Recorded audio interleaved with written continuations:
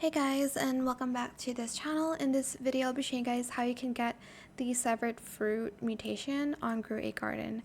So in these events, there will be a plank. Okay, you just need to offer your blueberry here, and basically it's going to give your plants a severed fruit mutation. So basically just take out your blueberry and you're just going to place it on the platform.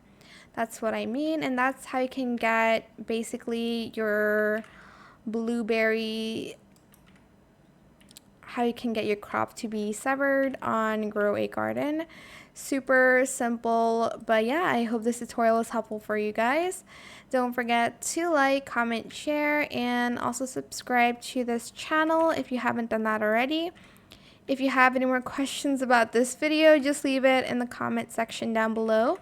I will try my best to answer them all for you guys, and if you found this video helpful, please click that thanks button as well. That is it. Thank you so much for watching. Bye. I'm so sorry about the visuals though. This is just the update. This is just how it is, okay?